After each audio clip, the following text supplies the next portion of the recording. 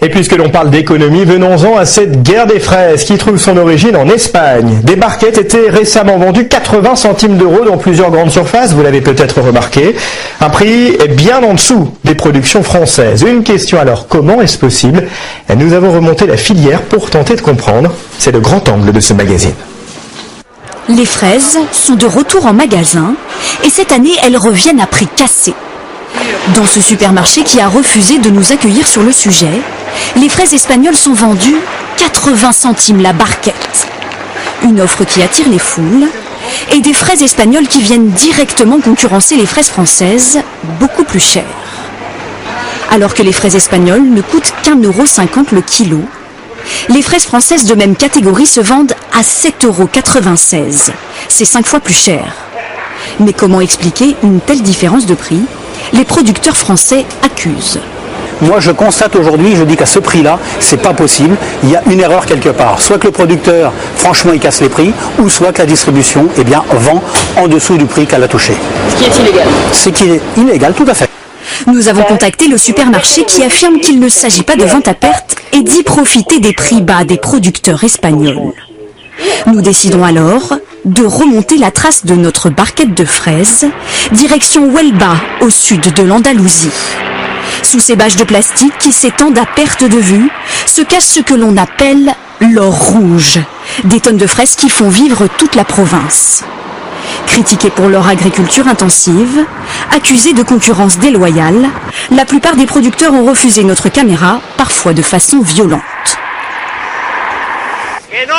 Je vous dis de pas filmer ici, tu ranges ta caméra. Pourquoi? Je ne veux pas que tu filmes. Tu veux que je la casse ta caméra? Finalement, seul Francisco Garrido accepte de nous recevoir. Il ne fournit pas les grandes surfaces françaises, mais vend le même type de barquettes dans d'autres pays d'Europe. Dans son usine, ce producteur de père en fils nous révèle l'une des recettes de la fraise pas chère. Ici, on conditionne 70 000 à 80 000 kilos de fruits par jour. Et c'est quoi le secret pour produire moins cher? Produire énormément. Il y a peu de pays qui produisent autant que nous. Des produits conditionnés, plantés et récoltés par une main-d'œuvre qui travaille à bon prix. 6 € de l'heure, 1,50 € de moins que le SMIC français. C'est le salaire légal dans les champs, l'un des plus bas de toute l'Espagne. Au final, Francisco Garrido arrive à casser les prix. Il vend ses fraises au magasin, 1,10 € le kilo. En ajoutant 20 centimes de frais de transport, la grande distribution paye donc autour d'1,30 € le kilo de fraises. Une course au prix bas que même ces producteurs espagnols commencent à dénoncer. Les prix de la grande distribution, pour nous, c'est désastreux. On ne veut pas non plus que le consommateur paye ses fraises à un prix démesuré, mais il faut trouver un juste prix pour qu'on puisse se rémunérer et payer les travailleurs pour fonctionner.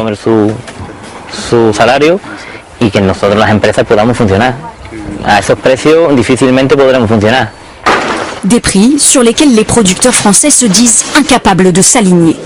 Comme dans cette exploitation du sud-ouest de la France, ici on produit de la gariguette vendue près de 8 € le kilo en magasin, beaucoup plus cher qu'en Espagne. On n'est pas capable de faire des prix pareils. On ne sera pas capable. Non, ou alors on va baisser en qualité, c'est pas le but.